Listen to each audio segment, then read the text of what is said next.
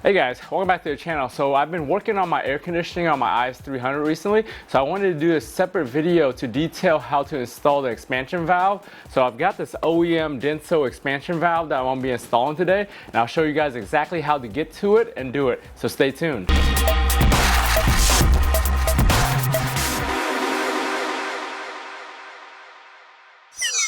So in order to access the expansion valve, you basically have to go right here. So it's right here, that foam stuff right here, right above the accelerator pedal. We need to actually cut that out and get to that block for the expansion valve and get the two Allen keys out of there. The easiest way I think is gonna do this is to actually take apart this panel right here and give us a little bit more room by taking that panel off. That way we can get to it and actually cut it out and reach it. But it shouldn't really be that hard. Once we get that bolt out, then we can just kind of wedge the tubes off and get that block out.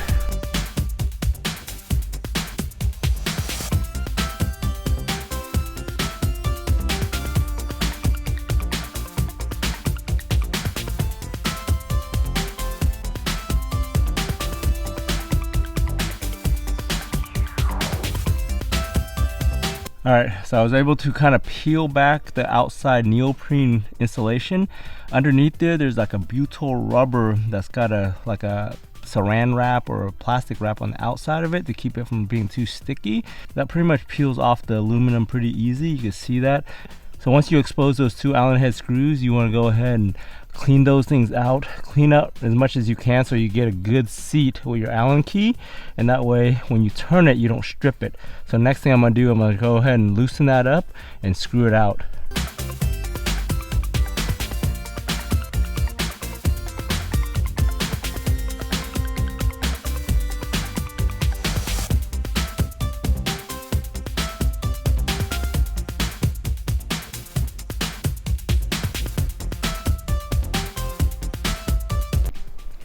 Alright, so we got the original expansion valve out. You can see back in 2002 it was a slightly different. It had like plastic inside versus the new one, which is just straight metal in there. The spring, you can see the dirt buildup and all the dirtiness inside of there. From that's the side that it goes through before it expands and goes to the large side. You can see all the dirt accumulating there that clogs up your system. Even on the back side, look at that. In there is all the dirt and everything inside that line. Definitely needed to be cleaned out. In addition, the butyl rubber that we removed off of the expansion valve, I'm going to remove all the old one that's in there, and I'm going to actually replace it with this tape type I have here. I actually bought this a long time ago for a headlight project to reseal headlights. So what I'm going to do is just kind of roll this into a little sheet similar to the one that's on there now. And then once that's done, I'm going to reseal the tape that's already there and get it all back together. And the reason why I'm doing that, because see the old stuff, as I peeled it off, it just all disintegrated and fell apart. So it's all just a bunch of pieces. You could actually remold this thing back and just heat it up.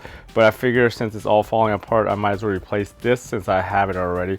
But it's the same stuff, it's just butyl rubber. I think I got this a few years ago from Home Depot. I'm not sure if they even have it in stock these days, but you can try a look. But all it is just butyl rubber.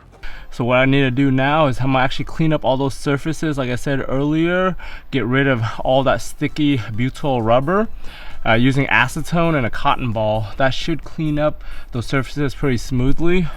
And then once we do that, we gotta change those seals out right. So the new expansion valve comes with its own set of OEM seals right here. Of course, we got to oil it up. I still have some oil in there.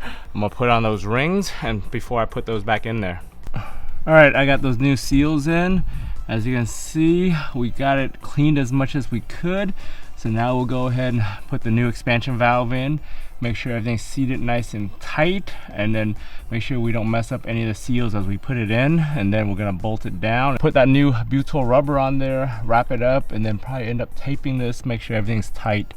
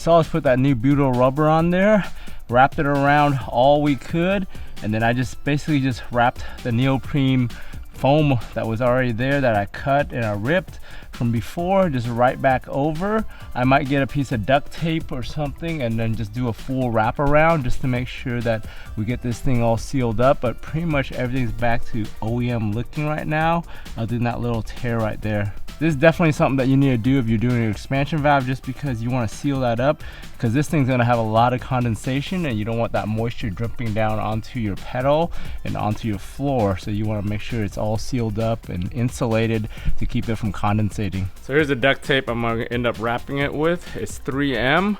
I only use 3M because I learned a long time ago that you never cheap out on tape, and you always want to use 3M products because all their adhesives will last almost forever.